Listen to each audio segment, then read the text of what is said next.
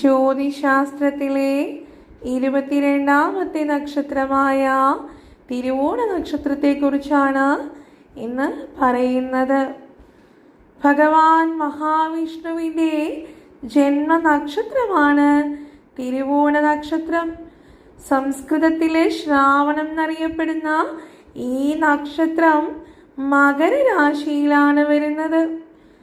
ഈ നക്ഷത്രക്കാരുടെ പൊതുവായിട്ടുള്ള സ്വഭാവ സവിശേഷതകളെ കുറിച്ച് പറയുകയാണെങ്കിൽ ഇവര് വളരെ വേഗം മറ്റുള്ളവരുടെ വിഷമം കണ്ടാൽ അലിഞ്ഞു പോകണവരാണ്. മാത്രമല്ല യാതൊരു തരത്തിലുള്ള ലാഭവും പ്രതീക്ഷിക്കാതെ മറ്റുള്ളവരെ സഹായിക്കുവാനുള്ള ഒരു മനസ്സ് ഇവർക്കുണ്ട്. കൂടാതെ മറ്റുള്ളവരെ ഉപദേശിക്കാനുള്ള കഴിവും ഇവർക്ക് വളരെ നല്ല രീതിയിലുണ്ട്. പലപ്പോഴും ഇത്തരം സ്വഭാവങ്ങൾ കാരണം ഇവര് പല പല ചതിക്കുഴികളിലും ചെന്നുപെടാറുണ്ട്.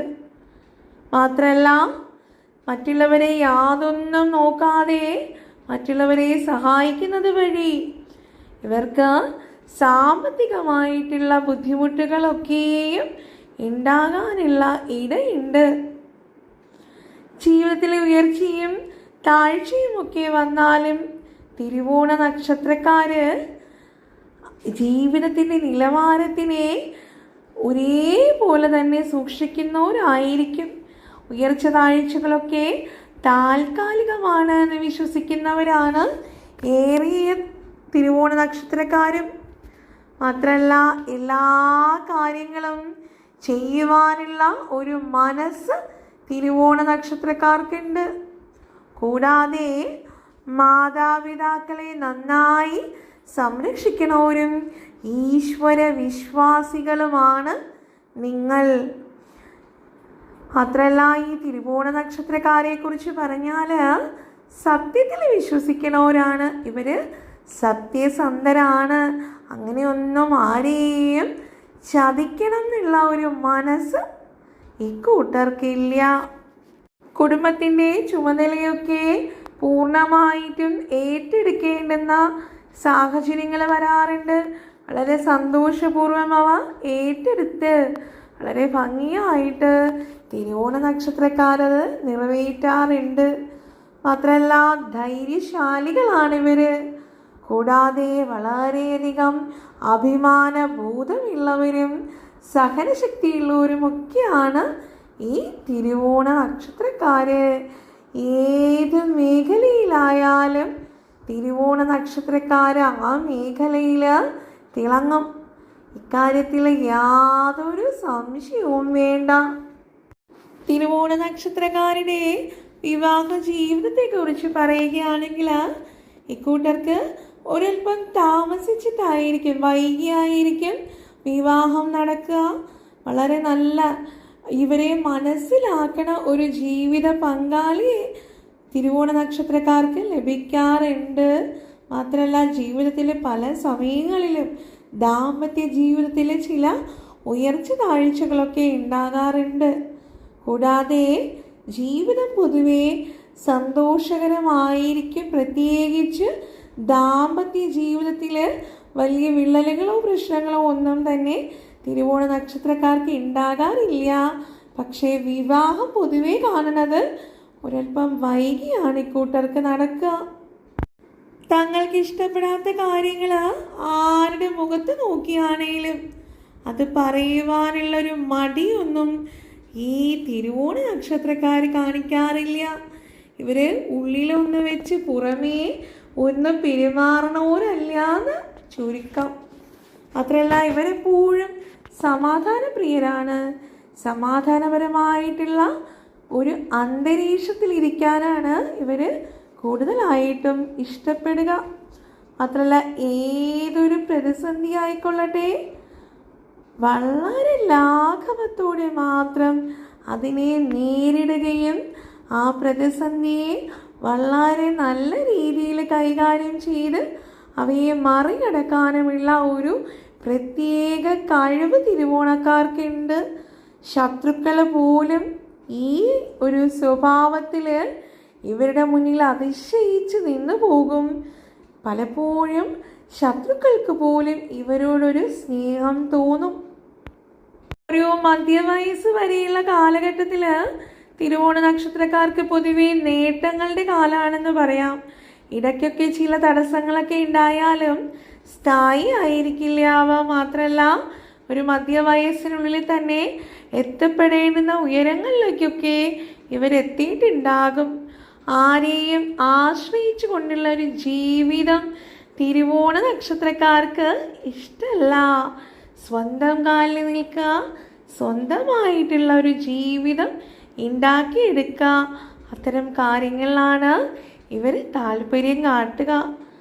ഇനി ഈ നക്ഷത്രക്കാരുടെ പ്രതികൂലമായിട്ടുള്ള നക്ഷത്രങ്ങളാണ് ചതയം, ഉത്രട്ടാതി, അശ്വതി, മകം, പൂരം, ഉത്രത്തിൻ്റെ ചിങ്ങരാശി എന്നിവ.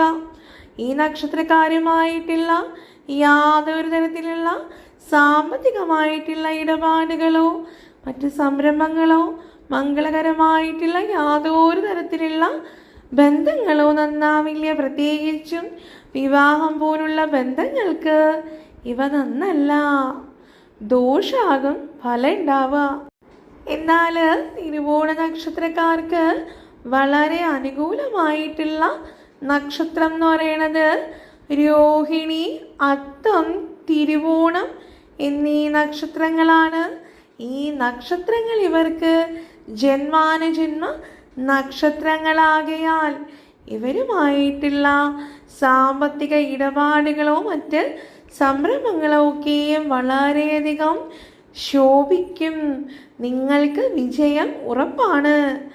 ഇനി തിരുവോണ നക്ഷത്രക്കാർക്ക് ചില ദശാപഹാരങ്ങളൊക്കെ കാണുന്നുണ്ട്.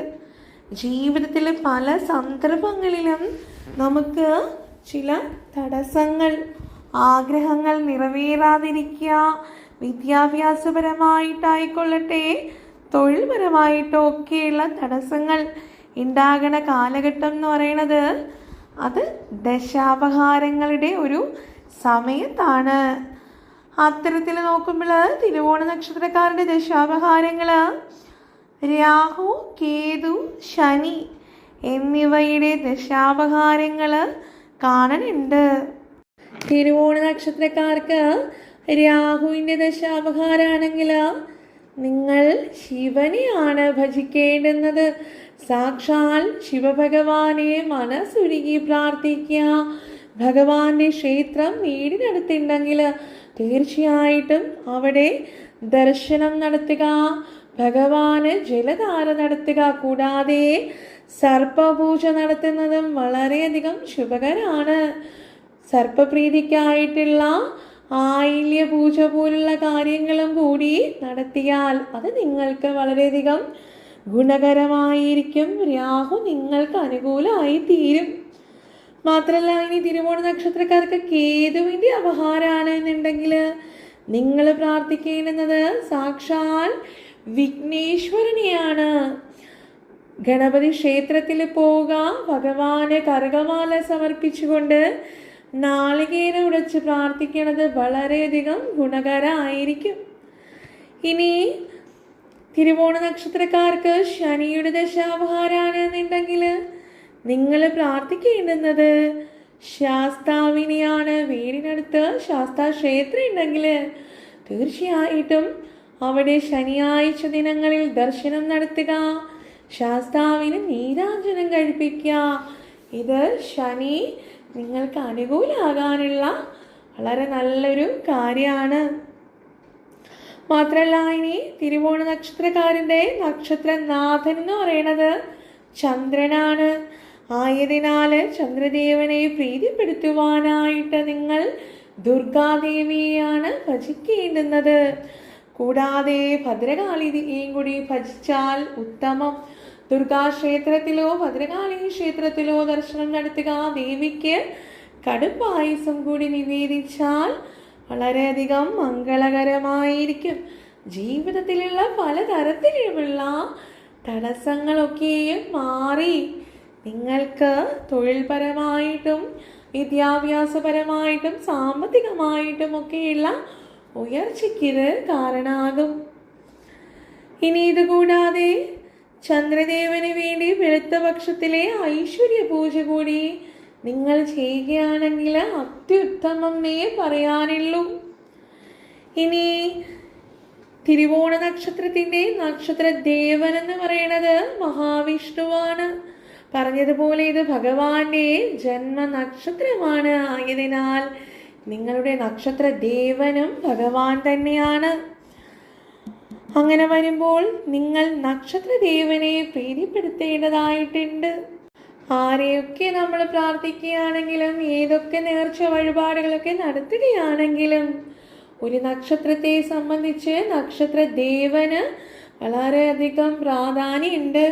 നക്ഷത്രദേവനെ പരിഗണിക്കാതെ മറ്റ് ദൈവങ്ങളെ നോക്കിയിട്ട് യാതൊരു ഫലവും ഉണ്ടാകണം എന്നില്ല. അപ്പോൾ നമ്മളുടെ ഒരു പ്രാർത്ഥനകൾക്കൊക്കെ പൂർണ്ണ ഫലം ഉണ്ടാകണം എന്നുണ്ടെങ്കിൽ തീർച്ചയായിട്ടും നമ്മളുടെ നക്ഷത്രദേവനെ കൂടി പ്രാർത്ഥിക്കണം. അത്തരത്തിൽ തിരുവോണ നക്ഷത്രക്കാരുടെ മൂലമന്ത്രം മഹാവിഷ്ണുവിനെ പ്രാർത്ഥിക്കേണ്ടുന്ന മന്ത്രമാണ് ഓം വിഷ്ണവേ നമഃ എന്നുള്ള ഈ മന്ത്രം നിത്യേന ചൊല്ലി ഭഗവാനെ പ്രാർത്ഥിച്ചാൽ തിരുവോണ നക്ഷത്രക്കാർക്ക് അതിൻ്റെതായിട്ടുള്ള ഉയർച്ച ജീവിതത്തിൽ ഉണ്ടാകും. തീർച്ചയാണ്, യാതൊരു തരത്തിലുള്ള സംശയവും ഇക്കാര്യത്തിൽ വേണ്ട. ഇനി പ്രത്യേകിച്ച് പറയുവാനുള്ളത് തിരുവോണ നക്ഷത്രക്കാർ തിരുവോണവും തിങ്കളാഴ്ചയും ചേർന്ന് വരണ ദിനത്തിൽ, അതായത് ഒരു തിങ്കളാഴ്ച ദിവസത്തിൽ തിരുവോണ നക്ഷത്രമാണ് എന്നുണ്ടെങ്കിൽ തീർച്ചയായിട്ടും അന്ന് ദേവി ക്ഷേത്ര ദർശനം നടത്തുക, ഭഗവതിക്ക് ഒരു കടും പായസം സമർപ്പിക്കുക. ഇത് നിങ്ങൾക്ക് വളരെയധികം ഐശ്വര്യം ഉണ്ടാക്കി തരുന്നതാണ്. തീർച്ചയായിട്ടും ഇത് നിങ്ങൾ ചെയ്തു നോക്കിയാൽ നിങ്ങൾക്ക് തന്നെ ബോധ്യമാകും നിങ്ങളുടെ ജീവിതത്തിൽ ഉണ്ടാകണ മാറ്റങ്ങൾ. ഈ തിരുവോണ നക്ഷത്രത്തിന്റെ ഗണം എന്ന് പറയുന്നത് ദേവഗണമാണ്. കൂടാതെ വൃക്ഷം എരിക്കാണ്, പക്ഷി കോഴിയാണ്, മൃഗം വാനരനാണ്. ഇനി നിങ്ങളുടെ ഭാഗ്യ നിറം എന്ന് പറയുന്നത് വെളുപ്പ്, കറുപ്പ് എന്നീ നിറങ്ങളാണ്. നിങ്ങളുടെ ജീവിതത്തിലെ വളരെ പ്രധാനപ്പെട്ട ദിനങ്ങളിൽ മാത്രമല്ല മുടങ്ങിക്കിടപ്പുള്ള കാര്യങ്ങൾക്കൊക്കെ ഇറങ്ങി പുറപ്പെടുമ്പോൾ തീർച്ചയായിട്ടും ഈ നിറത്തിലുള്ള വസ്ത്രങ്ങൾ ധരിച്ചാൽ ഒരു പരിധിവരെയും ഭാഗ്യം നിങ്ങളെ തുണയ്ക്കും. ജീവിതത്തിൽ ഉയർച്ചയുണ്ടായാൽ തീർച്ചയായിട്ടും നിങ്ങൾ പ്രതീക്ഷിക്കുന്ന രീതിയിലുള്ള മാറ്റങ്ങൾ ഉണ്ടായാൽ ഈ വീഡിയോയുടെ താഴെ വന്നൊന്ന് കമൻറ്റ് ചെയ്യുക. മറ്റുള്ള തിരുവോണ നക്ഷത്രക്കാർക്കും കൂടി അത് പ്രചോദനകരമായിക്കൊള്ളട്ടെ. മാത്രമല്ല നിങ്ങൾക്കുള്ള സംശയങ്ങളൊക്കെയും വീഡിയോയിൽ വന്ന് ചോദിക്കുക, മറുപടി തരുന്നതായിരിക്കും. ഇത്രയുമൊക്കെ പറഞ്ഞുകൊണ്ട് നിർത്തുന്നു. ഉടനെ തന്നെ അവിട്ടം നക്ഷത്രവുമായി കാണാം. എല്ലാവരെയും ഈശ്വരൻ അനുഗ്രഹിക്കട്ടെ എന്നുള്ള പ്രാർത്ഥനയിൽ നന്ദി, നമസ്കാരം.